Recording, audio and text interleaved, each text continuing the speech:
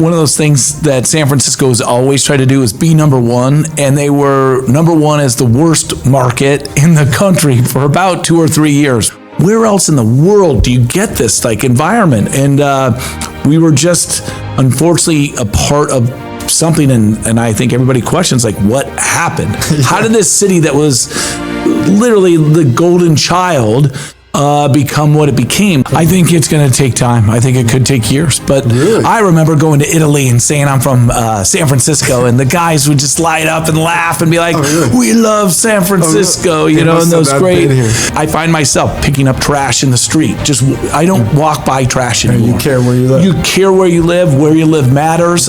Do you know most 16-year-olds, when I talk to my friends that have 16-year-olds, most of them don't even ask for a car. Crazy. You know what they ask for?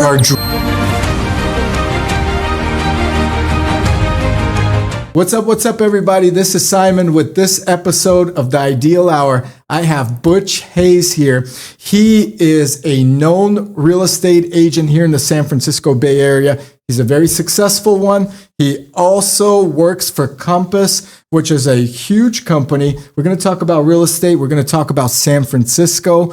There's a lot of things happening in 2025 with the new mayor.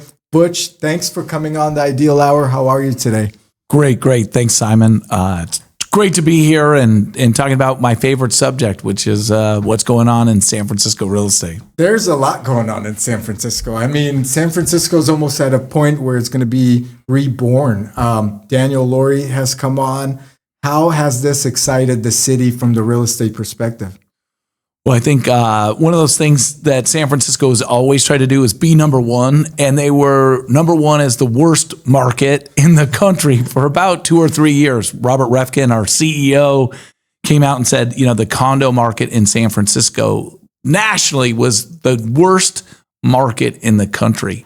And during COVID especially, right? Everyone was transitioning and moving their mindset from being in an urban environment to a kind of more rural environment. Always a tough word to say, especially on a mic.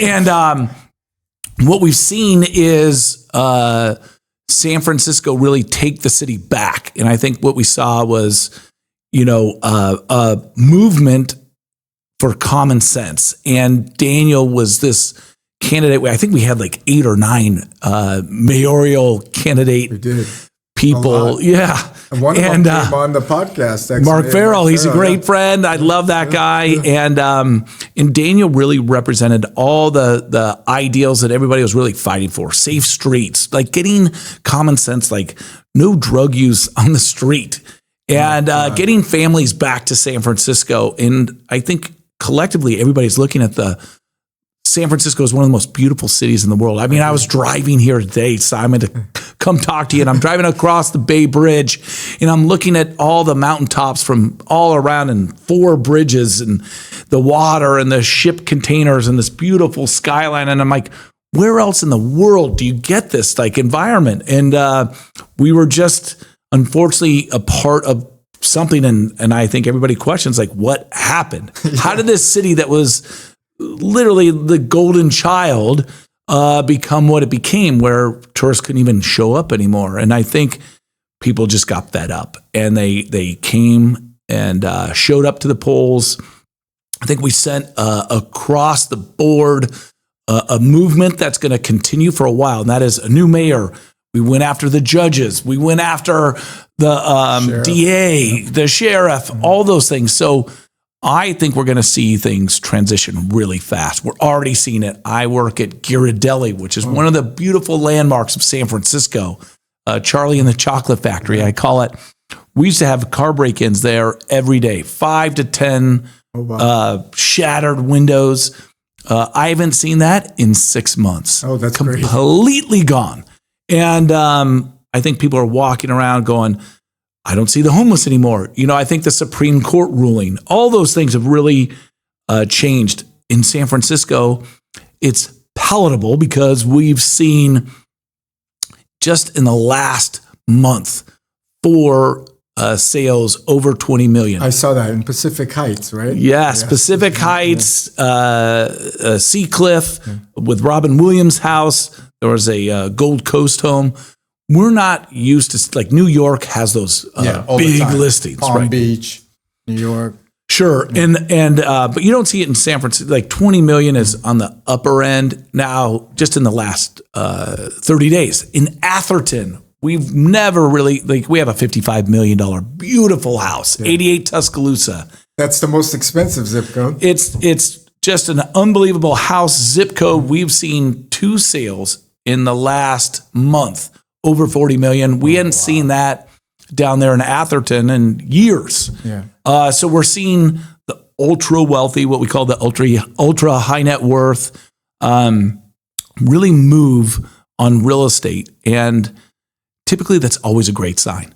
They're either the first to sell, and when you start seeing them sell all their properties, you should be worried. When you see them start buying, it's a really positive sign. We're seeing in SoMa, all these condos start to that under $1 million market. And obviously, Salesforce being one of the largest employers there. Brian Millham, the president, he's doing a great job getting people back to work. That's our largest employer in San Francisco. Wow.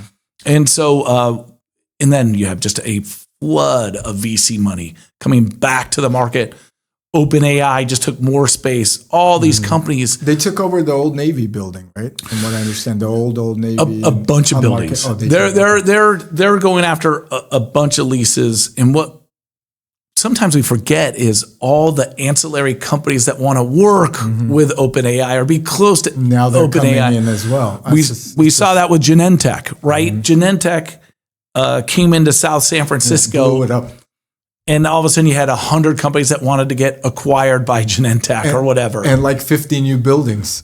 Exactly. In like the span of 5 years. They keep building them there. A great client of mine is looking at building out that basically a brand new city right in Brisbane, right across from Candlestick Park, right? They're looking at creating a little mini city there that's all off the grid. It's going to be solar friendly and all that stuff, right? That was...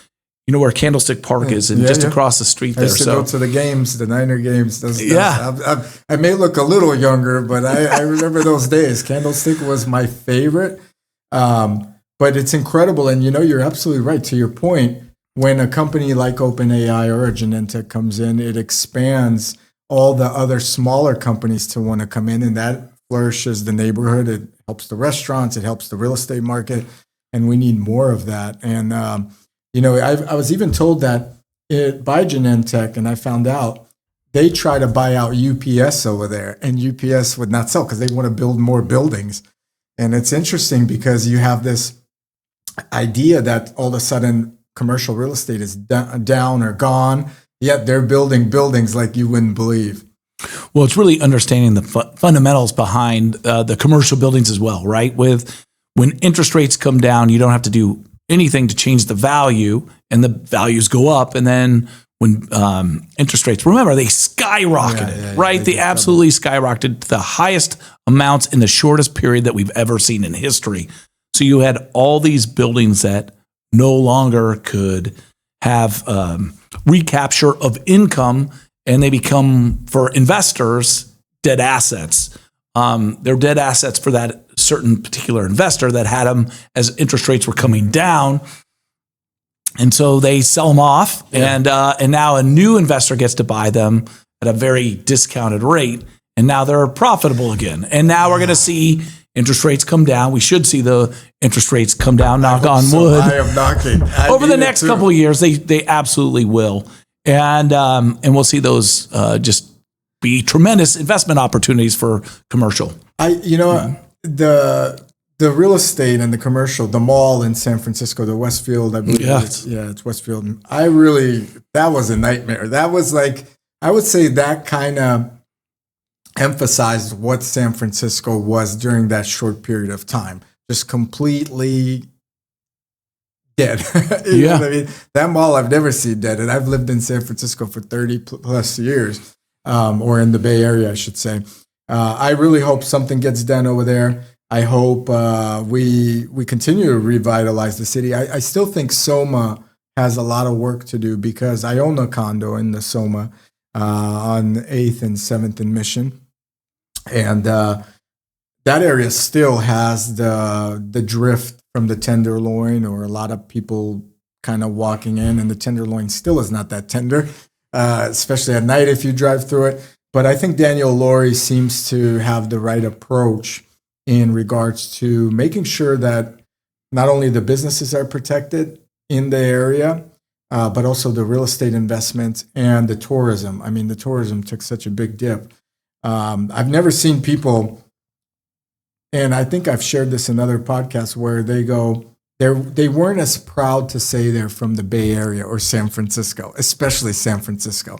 Like, I would travel, and people are like, "Where are you from?" I was like, "Well, I live in San Francisco, but outside of it, because the news coverage was so horrendous towards San Francisco. It may have been politically driven. It may have been actual or factual as well. And but it's good to see it kind of revitalize. And I think you would agree with me that we're maybe a year away from maybe a really good, or less. I think it's going to take time. I think it could take years. But really? I remember going to Italy and saying I'm from San Francisco, and the guys would just light up and laugh and be like, "We love San Francisco," and those great, But that was before, right? That it got really bad, and so then I think like all stories that are out there in life, there's always the takedown, right? And that's why I was really excited to come on your podcast, is because I really wanted to kind of share stories about, the fighting back and coming back, whether from a real estate perspective as a real estate agent, for those that are listening that want to be in real estate, to just people in general that have gone through struggles. San Francisco is not devoid of having its own struggles. Cities go through it, right? And it's just life. I love that. Life happens, right? And I think it was too good. Remember, it got so good. It was such a golden child to the world, and everybody from Hong Kong to India to Asia to Africa, like everyone loved to come visit San Francisco and invest. Yeah. All those things that just made it amazing. And it was like this unique melting pot of thought and energy and ideas that was revolutionizing the world. Remember, in the 60s, it was the sexual revolution and intellectual revolution. I always think like what a fun time San Francisco probably was in those days, but not devoid of controversy and craziness, right? The Vietnam War was going on and all that tumultuous activity. So again, what we saw out of the 60s was it came back stronger than ever. We had the technology boom of the 90s. It collapsed. And then, and even going back to the gold rush days, right? So we know it's going to have a great comeback story. It's already happening. And that's what I love is we're here now and we're going to get to watch it in real time and really participate in it. It is not for the passive observer. Everyone, I find myself picking up trash in the street. I don't walk by trash anymore. You care where you live. You care where you live. Where you live matters. I think I see tourists all the time. I try and help them. It's up to all of us individually to get activated and to re-engage and make San Francisco this super tourist-friendly place. I think that's where we lost our way, right? So I think it's extremely essential, and I think it has to get to that image again of being an innovative city that takes humanity to kind of that next level. And it's done that so many times with the tech boom, the real estate boom. I mean, San Francisco, along with New York, were the prime locations for real estate. Miami recently has come into that picture based on policies and a lot of companies. Good weather, yeah. But how about these Waymos, right? You can literally get around. I see tourists all the time. It's so great that they're taking pictures of these driverless cars. I love it. Instead of homeless people. Like the new thing is have you ridden one yet? I have with my kids. It's the craziest thing. You've been? No, I'm dying to go. I see them every day. So we were at California Sciences right there. Yes, and And I see this car, and it's like, download the app. You could ride right away. I download the app, a couple clicks here and there, Apple Pay, boom, we're in this car. It's driving itself. The kids are like, where's the driver? It was the coolest experience for them. It's well worth to go from a point to either the Golden Gate Bridge and walk it or back. I think it's such an experience. And then the other day, I saw even another car that kind of threw me off. It's a 𝐒𝐬𝐦𝐸, a ZOOX, I believe that's the name. It's like a van-like car, but the seats face each other. There is no wheel. Super. And I love it. I was like, whoa, this is the next one I want to ride, because now there's literally... The party bus. Yeah, it's a party bus with no wheel. Yeah. And the 𝐒𝐲𝐺, there's a funny joke that someone made. I can't say this joke as a comedian about 𝐒𝐲𝐺. Schultz is his name. But anyway, he said in San Francisco, if there wasn't 𝐒𝐲𝐺, there'd be 𝐒𝐲 accidents. Or something like this. That's great. But you know, in this... With the 𝐒𝐲𝐺, there's still a steering wheel there, and you could see it turn, and you're like, oh, okay, I get the concept of how it's working. There's, you know, a computer managing it. But with these 𝐒𝐬𝐺 vans, there's no wheel. So it's going to be really interesting to kind of go into that. It's wild. I happen to be showing property to a guy that was one of the early creators for Cruise, and famous guy. Sold a couple of companies for billions of dollars, and he was looking at real estate in San Francisco. And it was awkward to be driving around because he just wasn't the most gregarious guy. And I was trying to build rapport, as real estate agents tend to do. We like to talk. And I was like, what can I say that would engage this guy more than just driving around and feeling like an Uber driver? And I said, I want to thank you because of you and your invention. You know, I'll never have to worry about my son being killed by a drunk driver. And he goes, how old is your son? And I said, at the time, it was 5. And he goes, I'll do you one better. I bet your son never gets a driver's license. Oh, wow. Right. Here's a guy that I'm having just a regular conversation. Yeah. And all of a sudden brings up this concept that I was like, how are you going to ever take away people's passion for driving? Because people are very passionate about driving. Yeah. It's a freedom. I turned 16. I'm free. It's a gift. Yeah. And it's interesting that you say that. You turn 16. Do you know most 16-year-olds, when I talk to my friends that have 16-year-olds, most of them don't even ask for a car. Crazy. You know what they ask for? That was like our dream when we were younger. You know what they ask for? What did they ask for? A phone.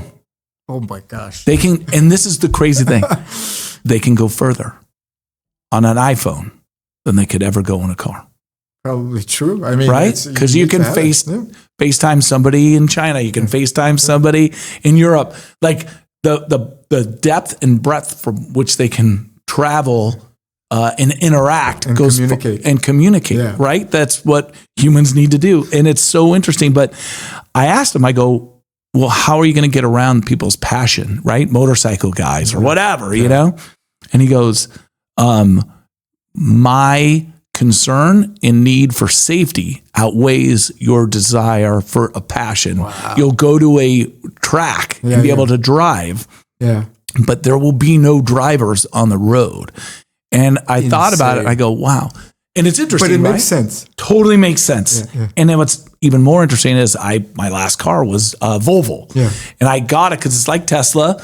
It has the driverless feature where I can take hands off. Oh, I love that feature. And when I go home at night, I sit in traffic every night because my family wanted to live in the East Bay with a little bit larger grounds. Yep. And it's like sitting in a airplane. Yeah, you're in relaxing. A first class seat. Yeah. On an airplane with nobody bothering you. With nobody bothering me, and I can sit there and I text and I can make calls and relax, watch like a Netflix show in the car. Oh, I loved my Tesla. You know, not advertising this, but there was this like weight I bought for myself, and I'm not telling you guys to do that. But there's a weight I bought to hold down the wheel, so I wouldn't have to keep nudging it. You know, I still paid attention, obviously, but like, you know how you have to hold on and grab it and get. My business coach did that. He told me he got ankle weights. Yeah. Oh, ankle weights! And tied them to the steering wheel, and he would drive from Sacramento and actually take naps. Oh, shoot! Again, we are not condoning this. Guys, but there were those. I watched KTVU or whatever sometimes, and there's like a guy sleeping in his Tesla. You see that? He's like on the freeway, and people are videotaping him. But you know what? Those cars are so safe. They would shut down. They're not going to crash into something because their sensors, in most cases, their sensors are all around. So it's way safer than anything that was built back in the day. No matter how great of a driver you are, they're just going to stop. They don't want, it's like they have a radar. Well, I think too, it will help with traffic, right? Yeah. They'll know how to merge. I can't tell you how many times I'm watching merges just turn into complete disasters because people don't know or want to jump the line or whatever. On their phone. And another thing is, I ride a motorcycle too. And with motorcycles, you're a little bit more conscious of what's around you. So when I ride the motorcycle and I pull up or I see someone to my left or right, they're always on their phone. So in reality, it kind of goes back to what you were saying earlier. The phone is like the new communication device that, you no longer at first when we grew up or generations before us, you would only meet people in your little niche community. Then the car came out and so forth. Then you could drive a mile or 2 or 10. Then the phone, now you could talk to someone in China daily, right? But with phones nowadays, so imminent in our daily lives, it's great that technology is resolving that problem. And I do think you're onto something. And it's kind of mind-blowing what that guy said, that you're not going to want a driver's license. It's not going to be your priority when you're older. Right. It's already happening, right? We're seeing it. And I remember just being blown away, but you can see happening in real time. What I think is also really fascinating, because you brought up this concept about how, where your condo is kind of by the Mint area, Mint Plaza in San Francisco. And what we've seen in, there's an area by the Avery Related built this beautiful building in Soma. It's called the East Cut Park.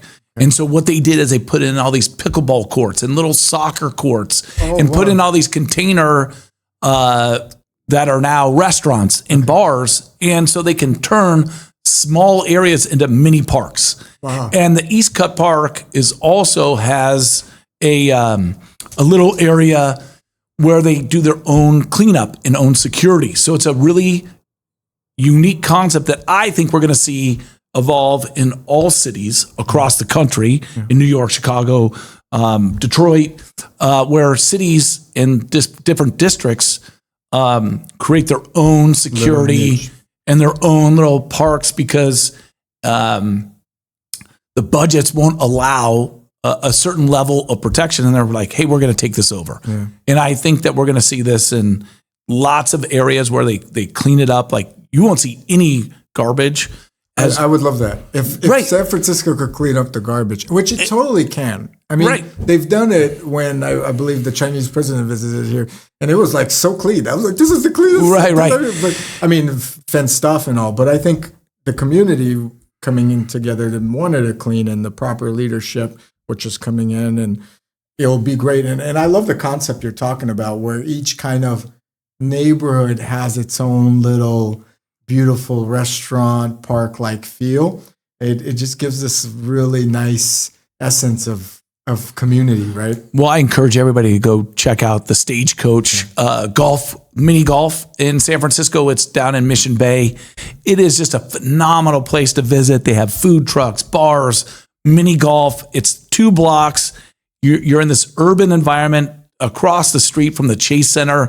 There's just so much vibrancy down there. And it's so much fun. And we went there with a couple families. The kids were off leash, running around, and people forget why they loved cities. Yeah. And I think that's the thing that I am seeing right now that's really unique, is all the people that kind of left the city are now, it's been 4 or 5 years, and now their life has changed. Yeah. And they're like, I miss city life. And good food. The top tier restaurants. Action, the energy, and that resurgence, I think we're seeing all around, the music, the comedy clubs, overall just being around. I think the rebirth of everything, as you said earlier, is always much better than it was before. So the next phase of San Francisco is going to be way better than what San Francisco Francisco was before, because they're going to learn from their mistakes of the rules they had and so forth that kind of killed it. And it's just going to be a reflourishment, so to speak. I'm excited for that. And I agree with you. I think it's the most beautiful city. You want to go hiking, you drive to Marin. You've got Muir Woods. You want to catch ball games, Chase Center, the Giants Stadium. Sadly, the A's left, but let's talk about a little bit about real estate. Why did you get into real estate, Butch? What was your calling in that? There's a lot of real estate agents, but you're a successful one. You've been around it for a long time, but why you and why real estate? Well, I was in technology because that was the jobs that were hiring at the time. This was back in the early 90s, and I got into technology. I'm glad I did. I learned a lot, and I learned that I really didn't like to sell technology. Okay. The oracles and the software sales. It's challenging, and I was never really a tech person, but I did like interacting with people, but the sales was more telesales. Yeah, right, over the phone. Yeah. I did go out on a few field trips. I went to Nashville. I went to Kentucky, and that was really my passion, is being and connecting with people. And so one of the things is my family was in real estate, and I think everybody looks to real estate from the outside and thinks it seems easy. And I love that about it, because it has this image of, hanging around beautiful homes and, walking people through them, and real estate's everywhere, right? It literally, you cannot look anywhere around and not see real estate. But what you find is it has, at least in residential, there's all these different facets of real estate. And that's another unique thing about real estate, is there's property management, there's commercial, there's industrial, there's multifamily, there's residential, there's construction, design. There's so many layers. Architects. When you look at the vertical of real estate, there's just hundreds and hundreds of layers within that industry. I just found that residential allowed me to connect on an emotional level and really help people. I looked at it as a service, and that's why I've always been attached to working with charities and different ways that I can help. I coach a lot of people in real estate. I love to give back. I feel like my life is blessed. I was coming here today thinking on the drive, do I talk about this or not? Because it's kind of a topic that people are afraid of, but I really found as I get older, and I hope everyone does, but having a relationship with a spiritual, whatever you are, but God or whatever, it's it's become really important in my life to be spiritual and to feel like giving back, and that's where I found myself these days is, how can I be the most service, the most good? I worked with the Salvation Army for a long time. That was always a huge gift for me to be able to give back to kids in San Francisco. And we're now implementing that. How do we work with neighborhoods and communities and find neglected properties and find investors that want to invest in the community? Again, I think we're at that crux to look at San Francisco as just this amazing place of, now, instead of thinking it's somebody else's responsibility, it's our responsibility. And to bring this back, you talked about Westlake. Like, I look at the shopping center, all these shops, right? Were, so I guess the best way to put it, I worked at Sotheby's for a long time. We were the top team for Sotheby's in the country. Oh, wow. We had passed New York. This was a very exciting time. And we opened up the first ever real estate lifestyle store. What does that mean? We opened it up in Pacific Heights. Okay. And we thought, what if we designed a real estate office that was different than any other real estate office that they've ever seen? So we had, much like your beautiful studio here, we had the very front of the place empty. And we asked different designers to come in and decorate it. So every couple months, it had a completely different feel. I love that. Yes. And then designers got to advertise for free their store as thousands and thousands of people walked down through Pacific Heights on Union Street and got to see this beautiful store. I love it. We had people all over, come from all over the country and say, like, look at this concept that these guys are doing. And I'll never forget, we were talking to the top brass at Sotheby's, and we're like, why do you pick such horrible locations for your offices? And they're like, no one that's high net worth would ever just randomly walk into an office. Mm-hmm. And I remember looking at the CFO at the time and saying, do you give them a reason? Solid question. Right? Do you give them a reason to walk in? So we did the espresso, right? The espresso, the design. We had TVs playing like all the rehabs that we were doing. And sure enough, within the first 2 months of our opening, we would get like $30 to $50 million a month in walk-ins just coming into our office. I actually think Citibank, or the coffee shop banks, were probably knocked off from our idea. We've seen Engel and Volkers. We've seen a bunch of, and that's really what led us to come to Compass, because Compass is always trying to out-innovate, do really cool things. And so we really picked the right company to join when we picked Compass. But it's just, I think going back to the Westfield Mall, right? And we're seeing that in Stonestown. Yeah. Malls are dead. The old concept of the old mall of just, hey, come in and buy, not happening. Dead. Yeah. But we've seen when people, like, there's down in La Brea, down in LA, Third in La Brea. Have you ever been to that one with a Nike? They have a trolley car. You feel like you're in Disneyland. It's a full experience. Mm.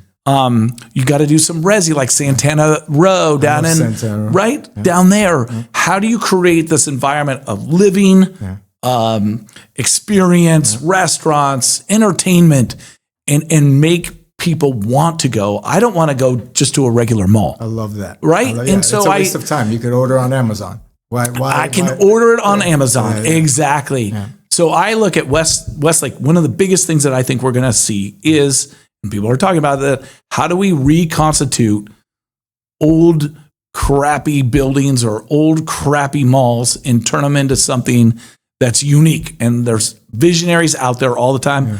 I know for my holiday, I'm going off to Orlando. Some guy built a giant lagoon and built a bunch of hotels and apartments around, and it's the world's largest lagoon. But now it's next to Disney World, and it's this exciting place for families to go. And I think you're on it. It's, if you're going to build a building or any office, you have to make it extremely welcoming. And I think Google was one of those companies that I would say started a trend of wanting, or not wanting, but having people want to come to work with all these, charms and food and a La Marzocco coffee machine and so forth, that people would come into work and they'd be excited and they'd stay there.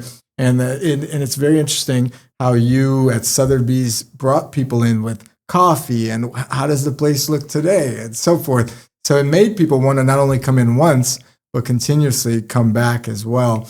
I agree with you. I think the mall idea is dead. And you're right. Like having a building just to sell the same item they could buy on Amazon and get it that same day or within 2 days makes no sense. People want an experience. They want a hassle-free experience. They don't want to deal with parking. They don't want to deal with all these issues. But I do think that a lot of these smaller communities that are going to be coming up with residential mixed in with some commercial use is a blessing. And I appreciate you sharing why you got into real estate and how it, and I will agree with you. I've done telephone sales myself. It's not as fun as selling or even meeting someone in person, the human connection, right? It's just so important. I think that's what one thing COVID, I think, taught everyone is, we kind of got away from it. And it was somewhat nice. Like, I could go to a restaurant. No one was in the restaurant. And then after going to a restaurant with no one in it a couple times, you're like, I miss everybody, right? Such a weird. It was so weird. It was such a weird time in for me and my family, and for a lot of families, I would imagine, where, you had to show up. You had to show a vaccine card before you paid money Right. eat. You had to, for those that are not vaccinated, were freaking out with To pull down a mask to eat food. You would take it down. I just, it was just, I've talked in my business of luxury travel. I've talked to a lot of older, high net worth individuals, and they've said, "Hey, I hope I never live through something like that again. It was the worst experience I had." A lot of them would travel where they could, but a lot of international travel was closed, right, because of all these rules. And I just remember my family and I struggling to go to places to eat. And it was nice for a minute where you're like, hey, the hottest restaurants have availability. Right. But then you start seeing them drop because people are not eating out. And then I'm like, oh, no, they're closing. And then you see the fallout. Like for me, it was a shattered glass effect, right? You have this first announcement, then the glass breaks and you have some big chunks that are gone. And then all of a sudden, the shattered pieces are starting to be picked up and affected. So it's all over the map. And that's what San Francisco was to me in that time. And it upset me because I truly love the city. Well, now we're going to make some beautiful art out of it, right? We're going to take that glass and make some beautiful art. And, one of the things too, I don't know if you've ever been to Facebook, their main campus there. It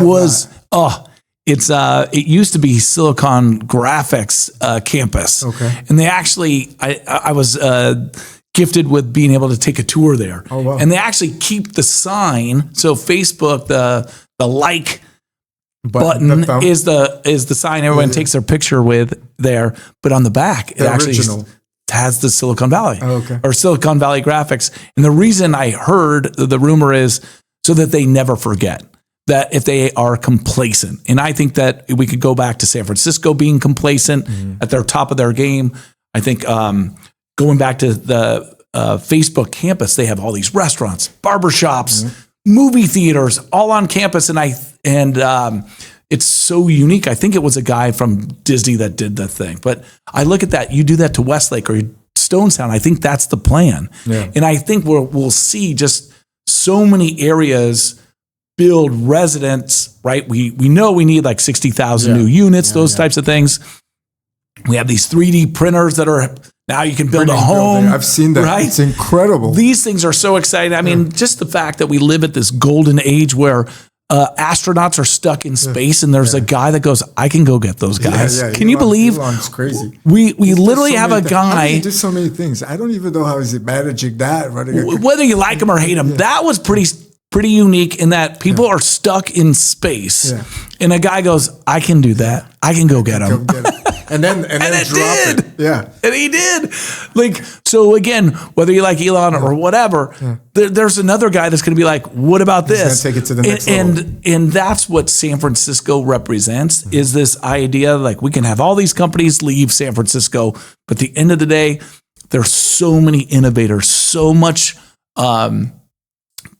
many people that believe that they can accomplish anything. I have a lot of business friends, and a lot of them, even though they've left, or not a lot of them, but some of them that have left, whether it's to a better tax state, whether it's Texas or Florida or Nashville area, Tennessee, they still have a footprint out here because there's still a lot of VCs here. There's still a lot of big hubs here, companies here. It's still the innovative capital, I would say, in technology in the world, I would imagine still. And, whether I ever leave or whether someone else ever leaves, that you have to, if you are born here or spend a majority of your time here, you realize how much potential is in San Francisco. And I do think it's going to turn around. And I think the real estate, I'm hoping it turns around, particularly in the condo market, which I think you mentioned earlier, has taken a hit. I've seen it take a hit as well on some of the properties I looked. But I think it's going to turn around when companies also start rebuilding, right?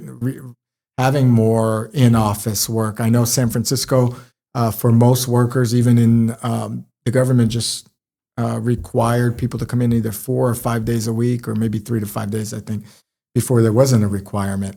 And I do think when employees come into work, it kind of creates that flourishment of small businesses needing to provide food. And now you got a little bit of coffee shops opening up and people are engaging. And I do think also it makes people happier because you mentioned, even though they go, no, I want to work from home. I like to work from home. I like to do my own thing. I have more time. I could get out and do this, that.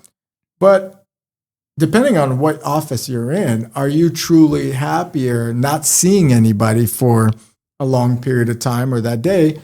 I think communication person to person gets energy uplifted, right? If you like the people you work with, you're going to be happy to hear what, Mike has going on this weekend or what Sandy's doing that weekend, et cetera. Well, I also think too, the collaboration, coming up with ideas. We've seen that over and over. I'll never forget an executive that I was helping purchase a home. Just said, I have one of the top executive assistants in the business. And I get about 30% out of her that I did when we came into the office in that collaboration, and I look at that's where partnerships start. How many times people are working with a buddy saying, let's get out of here. I got this idea, right? I just showed or sold some property to two guys that were working at a company sitting next to each other, thought of an idea and then sold it to NVIDIA for, 60 million, those types of things. So that doesn't happen unless you're in the office, collaborating with buddies or, brainstorming, finding your next wife. And I think for anybody that thinks working at home is a great idea, just hasn't had kids yet. And as soon as they get kids, they'll find that going back to the office is one of the gifts that they can they'll for switch. themselves. Having kids and staying at home is a job on its own. Yeah, exactly. What's that job? You should do a different job. I mean, listen, I know. Taking care of kids is not easy. Taking care of more than one kid is very hard, and 3+ is impossible in some cases. And I think to all the moms out there, God bless you. You're amazing. Toughest job. Okay, those are the real workers, and I will say that. All right, so let's talk a little bit about. I read an article the other day. Actually, it got published in one of these San Francisco newspapers. I'm not sure if it's Chronicle or not, but they were saying in this article, and of course, everything is written for a story, that more and more families with kids are moving out to the East Bay, to Marin County, or maybe even South Bay, right? Like Los Altos, if they could afford it, et cetera. Is that true, or are families kind of coming back now? You're kind of seeing, because you mentioned earlier, you're seeing more for children and the San Francisco family coming back in some regards. Well, I think it's families making a commitment to the city that really want to raise their kids in an urban environment, and what that means, right? And having like this world in which you see all different types of diversity and unique things, and being a part of that experience. There's so many parents out there that want their kids to live and feel what it's like to be in an urban environment and want their kids growing up in that environment. Certainly, San Francisco's biggest problem, which I think Daniel needs to address quickly, is the fact that we just don't have the school system set up properly because we had the lottery-based system that has finally gone away. But remember, for San Francisco, if you lived in a neighborhood, you couldn't even go to the neighborhood school. You typically got your 10th or 13th choice, not your top first or second. So I could live in Pacific Heights, have a school across the street from me. Which is a high-rated school, or maybe. No, I'd have to go across town and be on a bus. Because of the lottery-based system. That makes no sense. Absolutely. And it doesn't protect your value in the property, in my opinion. There's so many layers. There's so many layers to this. And I think what they were trying to do is say, like, well, we don't want equal out the playing field. Right. We wanted some type of equity in the schools, but it also creates other problems. Of course. And so it really needs to be re-thought out. And there's lots of different ideas, right? Like maybe that one school, because they can raise more money at that school, the rest of the money should go to the school. Make them all great. Right. Why not? I thought there could be ideas where, again, I believe that humanity, our gift is of wanting to give back and wanting to help. And I thought, what if you incentivize corporations and gave them tax breaks if you take on a high school. Could you imagine a grammar school or a high school and you said, Google, you're in charge of, that's an incredible idea. Chestnut School. Yeah. And then all of a sudden you're a new hire. New hires, they say, okay, you want a job here? You have to mentor these kids, right? Imagine Google mentor their top new hires mentoring young kids and saying, if you want to get a job at Google, this is what I did. Or imagine the feeling that they would have mentoring on the side. I think it's an incredible idea. My God. And then you'd have them compete, right? Like you'd have the Google school competing against the Salesforce school, competing against the OpenAI, right? And then like, hey, we can help out the lunch program. Like, just give them the same food you're serving to your employees. It's an incredible idea. There's only 300 kids. It's an incredible idea. And not only that, it actually invests in the development of future employees. Exactly. The development of the economy in the area. And it's incredible. But that's the type of new thinking that I think we have to do. And I think San Francisco could lead the charge on that. I just looked at it as like, it would be so fun because they're already so competitive. I remember when I worked at Oracle, we were so competitive against Microsoft. Why don't we continue this competitive spirit, but in the educational world? And I do feel that, this virtual or augmented reality that Facebook and these guys are doing, we really have an opportunity to have some of the best teachers license themselves through augmented or virtual reality and really help teach. Butch, I don't even know if with AI growing, and I know some people in the AI space, are people even going to learn anything anymore because it's so instant. I'm watching some clips of people, as the teacher is asking the question, on their monitor is the answer. Real time coming up from the ChatGPT or one of these programs. Super fascinating. It's incredible the capacity of answers that are going to come down, and hopefully they're honest answers and not swayed politically one way or another, or whatever it is, but factual based answers. If AI comes in, I think kids are going to be, our generation has had so much information given to us. Like we could look something up and be like, oh, okay. Their generation or the next generation is going to be so much more advanced because it's so instantaneous with the exact data. It could be tweaked. It could be adjusted. It's no longer a link you click and read a page. It's really, now give me a perspective on this or give me a perspective on that. I've done it even in real estate just for myself, planning out, neighborhoods or planning out a next purchase or something like this. But give me all the addresses in this area, what they were sold for, last sold, who was the agent, boom, boom, boom, and it spits everything out. And now I'm like, I know who to contact at which point to feel out if this is going to be a sale or not. And I think it's incredible. I think it's a great time to be alive. It is. It's fascinating, right? I was just thinking as we're sitting here, a dream of mine was always to have a winery. And there's an old parable or story in the Bible, the very first miracle. Do you know the very first miracle? I don't know. So the very first miracle of Jesus was turning water into wine. Okay. There was a wedding, and there's a lot of controversy of whose wedding this was. Because why would Mary demand that Jesus turn water into wine at just some random wedding? I love Jesus and I love wine. No, but like, why would she care, right? Yeah. So a lot of people think it was his wedding, right? Why would a mother care? Interesting. You would just laugh and be like, look at this wedding. It's a disaster, right? And he's like, I'm not ready. And there's like this story. And I always thought, though, as someone that is interested in wine, how good that wine must have been, right? Like if theoretically the Son of God created wine, and then the best wine ever. Right, it would be a pretty good wine, and then you would know someone in the crowd would be like, I don't really like this one, right? There's always that heckler, right? There's always the guy that's like, you should have kept the water. And then I thought what was even funnier is like with the AI now, right?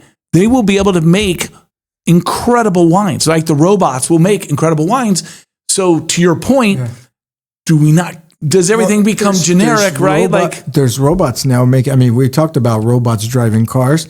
We've talked about cafes, how they The best cup of coffee, right? They're going to make the best. I've seen it already where these robots make a perfect balanced coffee. And the funny thing is, the art in the cream. Yeah. You'll say like, I want a giraffe, and they'll make a giraffe. Make it a birthday art, and boom, they'll make a giraffe. They'll laser it or whatever.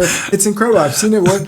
The funny thing is, in my other business, I was in the welding business, and 15 years ago, those robotic arms were only used for manufacturing cars and the frame of a car or such, and now they're like moving around making coffee. It's pretty cool to see. They were just welding robots before. Chefs, right? Have you seen this? On YouTube, there's this great thing where literally, and I think it's happening right now, but you'll have basically this robot chef. Yep. It's about the size of this table, and you put the best meal ever. Right, and you put all these ingredients in the drawer, and it literally grabs them and does this. It makes you a Michelin star rated meal. Right, right in your home, and he does it in a display. And then you got Tesla's robot, cleaning up. And then, there's a show, I mentioned this before maybe on the podcast, and probably not everyone watches every episode, et cetera, but there's a show, where I think it was a Russian-based show where these robots get so advanced, but what's interesting is they start becoming beautiful. So not only, you go to a dealership and you pick out your perfect Porsche, and you're like, I want it to have, let's say, tan seats and black exterior, and I wanted to have this option and this option.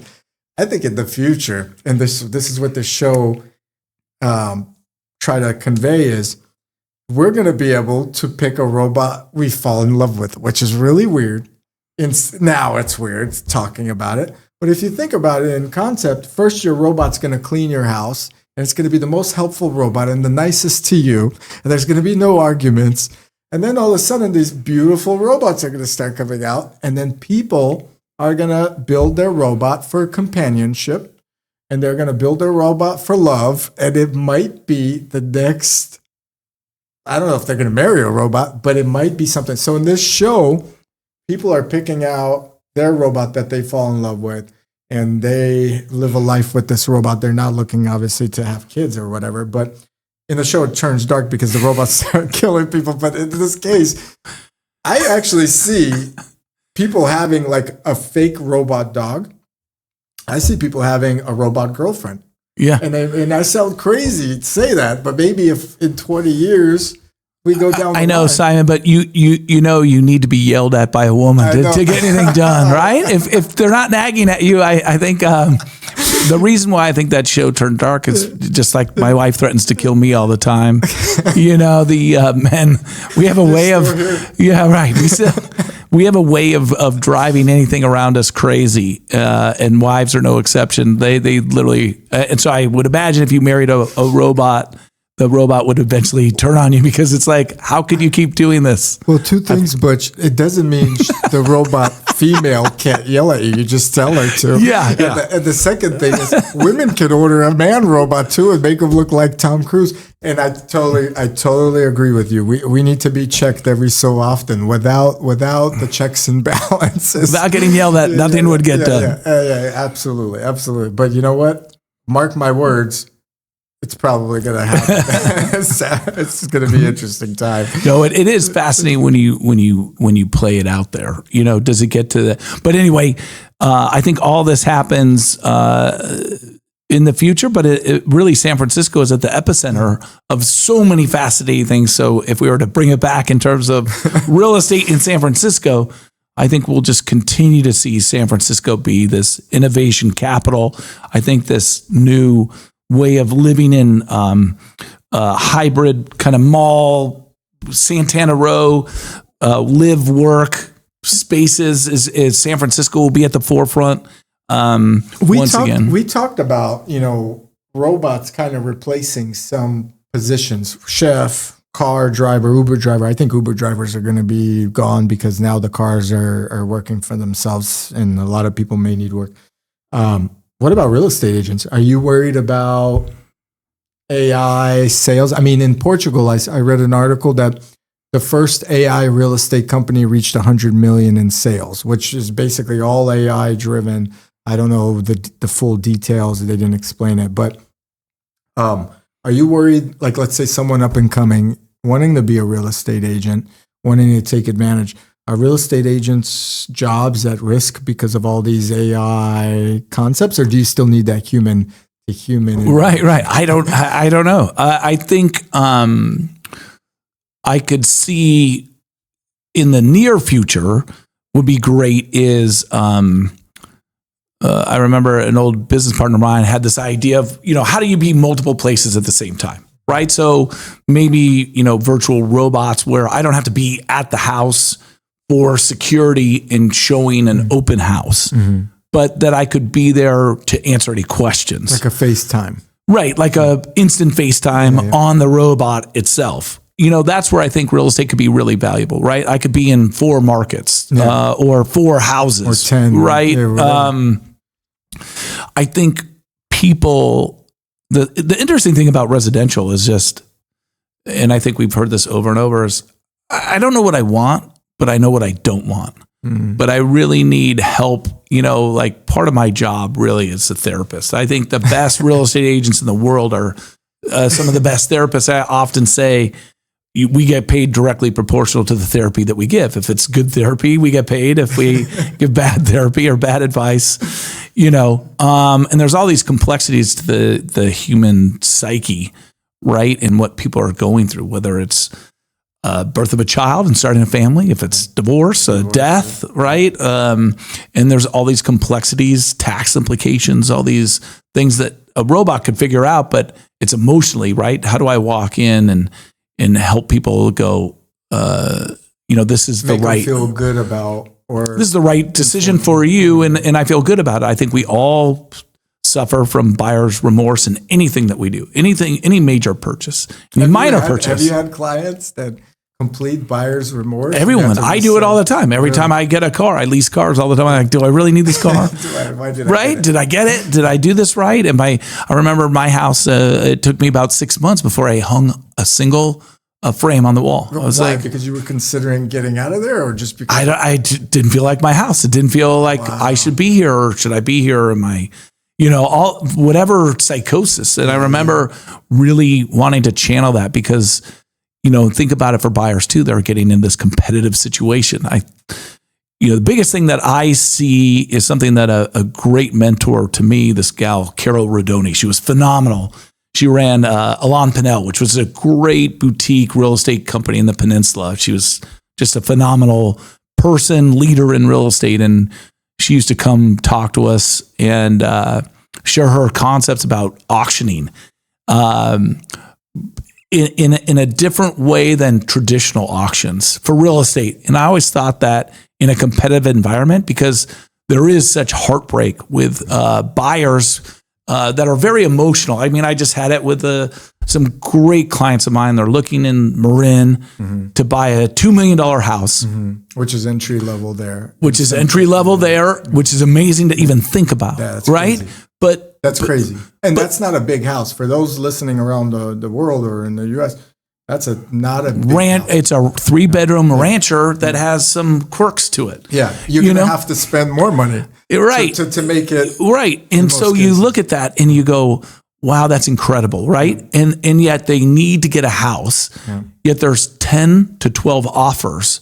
And then even now, right now, this is last week. Wow, with the rates still being high, and they can't push their budget. And the hardest part is it's a mystery, and you go into this blind bidding, and you don't know where you're going to be, and the emotions of the unknown, right? And if they could see where the other bids are, right, would that be a better way to do it? And we do it kind of an interesting way. And some people ask me, like, well, how would you do bidding, or why don't we do bidding everywhere? Why isn't everything bidding? And the reason is because there's not everywhere there's multiple offers, right? So you can't, like right now we're at a unique time where there's bidding. And then a year from now, there might not be bidding. Or last year, there wasn't bidding. So, but you know what's interesting? During COVID, everybody thought the real estate market would go down. I mean, like, the markets are crashing. This is happening. And it actually kind of amplified the suburban areas of the Bay Area real estate market. Absolutely. And it made it even more expensive. And what do you think, Butch, is going to happen when the interest rate goes down? I have my guess, but you're the pro at it. Well, we're seeing it right now, right? Rates came down just a little bit, about 1% with a couple Fed moves. We have 3 Fed moves happening this year. Yeah. And they just kept it at the same rate as 6.25%. But remember, that's different from the mortgage interest rates. I see. Is it? Okay. They're still tied to each other in a nuanced way, but rates came down a little bit. They ticked back up, but even that little tick sent the market in a flurry. So if it comes back to 3%, we're looking at houses appreciating like gangbusters. Yeah. And I think we'll always see it in an elastic way, go up and down and houses. But remember, during COVID, I was one of those people. I looked at Palm Springs. We love Palm Springs. Beautiful area. And they had these townhouses on a golf course, PGA West, and it was like $800,000. And when I looked at that property, I did the calculations, and it would be like $1,600 a month. Oh my God. Right? Yeah. That's my energy bill. And I'm like, we could swing that. Yeah. Well, think about it today. That same house would cost $6,000 a month. Well, now that's a real mortgage. Yeah. Right. And so that's not a getaway. That's I may be underwater if I get this property. And now I'm not traveling to other places. I'm stuck only going to Palm Springs because I feel so bad because it's now between the property tax and mortgage. That house cost me $110,000. You're no longer hanging a painting on the wall in Palm Springs. You're like, I may not be here. So we see those, second home markets. So that's really where those are interest rate driven. Those secondary markets, the Palm Springs, like we're seeing that already. The prices are coming way down because they doubled, right? That $800,000 house at the time blew up to $1.4 million, $1.5 million. It should have never gone that high. And then the rate went up. And then the rates went up, so now the market's coming back down. So we'll see that, I think, as we allow for technology, and this is one of the most exciting things that everybody should be really excited is. Did you buy the Palm Springs house? No. Do you regret not buying Absolutely. it? Okay. Well, at that time, but who knew that they would jump up? Right? Yeah. Like, how would we have known that it would have jumped up so high? But if we look at technology, I think technology helping out the construction industry is the biggest impact. That I don't know that it impacts the real estate salesperson. I don't know that the investment in trying to make robots real estate salespeople and have them need therapists and all those things, that the robots will need. They're going to show up with their robot girlfriend buying a house. Crying. The robots are going to fall in love. Most real estate agents cry a lot. I don't think robots do well with water. I'm sure they can make them cry if they need to. They're doing everything nowadays. But when we look at robots helping real estate, it's construction and building, right? If we could get those costs down, then we have housing that goes way down. Housing costs. What is construction costs now in the San Francisco? I know in Marin, I've recently talked to a real estate agent out there, but it's a high construction cost in Marin. What is it now you're seeing to build? Because it's pretty high, and the wood, during those times, wood prices, material prices have gone up. So is it even worth buying a home that you need to rebuild or remodel? Well, that's what we're seeing right now. The hardest real estate product to sell is houses that need work. They're sitting across the board all over the Bay Area. And if you have a house that needs a lot of work, the buyer pool that wants to buy those are typically those developers, and they want or contractors, and they want it for rock bottom prices, like low volume. Like it's not even questionable whether is it a low ball or is it just they need it. Is that just the price, right, to make it work? The numbers. We have to remember that not only do you have the transfer taxes, the fees, the construction costs, the overhead, the contractor charges, 15% markup. The designer charges a 10% markup. Right. You get the city and state and federal and all those taxes are another 15%. And then if it's over a certain amount, the city comes back with another millionaire's tax and adds another 10%. So when you add up all these different taxes and It's hard to be a charges, developer. it makes it really hard. So development doesn't happen. So then prices stay up. But I look at if technology gets into construction and can really lower the price of building for people, then we can kind of cure a lot of the housing demands that people have. You know, they're doing a lot. And a buddy of mine, you were mentioning a vineyard, someone I know, they are looking to build on a vineyard and they own the property in Calistoga. And they're looking at like a prefab type home, which gets produced at a different area. And, and you get to pick out everything. I'm not going to bring that robot up again, but you get to pick out your aesthetics and so forth. And there's designers already virtually on the team. And he's considering that. And the cost of them fabricating it at some factory in the United States or abroad, and then just piecing it all together and the timing. Have you seen homes being built like that? Or is this something that's helped the industry? I talk about it all the time with clients, especially like in West Marin. I love some of these amazing container store houses. You know, it's amazing, again, when we talk about the ability of artistry and technology. They take these containers, and you can't believe that is all built out of containers. And the houses are gorgeous. And one of the other things that I think that we are evolving into is not needing huge spaces.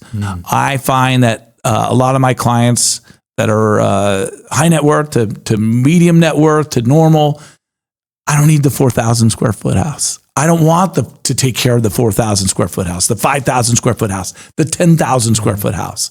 You know, I'm not a rock star. I don't need to have like that people really are finding that, 1,500 square feet to 2,500 square feet is all they need and adequate. And then how do I add some, exterior spaces or really make it, and we're so efficient now in some of our spaces. I look at that as a really exciting time. Again, if we have the full experience. I've had a few designers on that make spaces efficient. I mentioned one earlier before the podcast in New York. Melanie Morris came on, and apartments in New York are small, so she makes the best of it. But you're right. I do think there's something to be said about having a smaller one house here and maybe another smaller house somewhere else where you could change the scenery, like Palm Springs or wherever you go, versus having one gigantic home. Then the kids move out and they're in college, and you're kind of not seeing one side of your house. And unless you're hosting or you're doing a lot of things where you need that much space, it almost makes no sense to maintain it. And we're seeing that across the board. A lot of people are, especially as they get empty nesters, like I want to have multiple smaller homes and leave that kind of grand home, and then travel a lot, which goes back to your business of travel, which is really exciting. I think travel is another place that we'll see technology really evolve. And how do I get around the days of being cattle herded into Southwest airline planes? I could see that really dramatically changing as the way we travel changes. Did you see the pictures of airplanes in like the 60s? Right. Oh my God, they were living rooms in airplanes, bars. People didn't get sardined into an airplane. It's like, I was couches there. I was like, this is incredible. That was the golden era of travel. Well, as these, if we're bringing rockets and space travel into the commercial civilian lifestyle, right? Like, could I get to Europe in 3 hours? Yeah. Right. And so that gets really exciting, right? Yeah. Like they're actually planning on it. Right. Exactly. Yeah. Right. And or, these hyper super tubes, like again, we talk about the Hyperloop in California, and that project got shelved or cost, an exorbitant amount of money. But again, if we can use technology in construction, that was a mismanaged project. But Elon Musk did say recently that he could build a Hyperloop or something of that nature to go from like New York to Europe. And it would take like a couple hours just to get there under, which is incredible. Can you imagine that? Right. Having dinner in Italy, right? Like it's like, how do you get up? We're going to Italy, and you're there in 2 hours. Yeah. That's the beauty about living on the East Coast versus where we are, because it's hefty flight over there, but you're there in 2 hours. You got first class service on the train. You can watch a movie and be there. Right. What a life. Right. Or you just have your robot cook that meal from Positano. There's a robot. Jeez, bring the robot with you. There's robots everywhere in this discussion. That's amazing. I don't know. I think it's going to help. Look, if a robot comes out and it could fold laundry and wash the dishes, I don't care if Elon wants $26,000 for it, which he claimed it's going to cost. I'm buying it. The ROI is good on that? Yeah. The ROI is good on it. All right. As we kind of wrap up here, let's talk about one more question for you. I always ask my guests, if you could go back in time, give yourself a little bit of advice, any point in your timing. Some people say buy Bitcoin. Right. What would you tell yourself and why? Yeah, buy Apple, Bitcoin, NVIDIA. NVIDIA, that was a good one. Those, there's lots of advice. No, buy Palm Springs. No, I think you've had me on this podcast to talk about real estate and what's going on in the Bay Area, but I hope that the people that listen are either really interested in San Francisco real estate or getting into real estate in general. It's a wonderful career because there's just so many facets. I got a wonderful email the other day from a contractor, and they wanted to get me a gift of doing some work at my house, and I said, no, I can't let you do that. I have to pay for it. And they're like, you allowed us to keep our employees fed, all their families. We never had to lay anybody off. We never had to invest in any marketing. You've given us so much work throughout COVID, throughout after those years, and real estate agents feed so many businesses, so many different verticals, the designers, the architects, all those things. So again, when we talk about connections, I really hope that people that are looking at real estate understand there's so much more than just showing a house. If they're interested in it, it's a wonderful career. And if they're into real estate, they don't have to just do residential. I look at so many young people, if they're listening out there, the trades that are just starving for people, tilers or welders or guys that know technology. Like, again, just a fascinating it branches out industries that are all a part of real estate. It's one of the biggest asset building industries as well. I mean, we don't have a lot of trades, those trades. And I look at like framers or that's what I would do if I was, in high school and not. You'd get into real estate much earlier as well. Right. Or some aspect of real estate. Right. And I look at for anywhere in the country, like look at real estate as an industry where there's so many facets. You can get into one and then find your passion within there. I hope people will hear that, no matter what city they live in, you no longer can be an idle bystander. You have to take action, and that action can be as little as picking up garbage on the street. It can be getting on different boards, really paying attention to the schools or all those fundamentals that make communities work. And I just really appreciate the time to be here with you, Simon. This has been super. Thank you. It's really respect where you live and buy real estate is what Butch is saying. And real estate's a fascinating, market, fascinating category that goes above and beyond just selling and buying a house. And it also has a component of therapy. And if you guys need a real estate agent /therapist, we're going to go ahead and link Butch's information below. His Instagram, you can reach out to him. He knows his market. Butch, thank you so much for coming on the Ideal Hour. Truly appreciate you and had a good time. This has truly been an ideal hour to spend with you. Thank you. Thank you so much. Cool.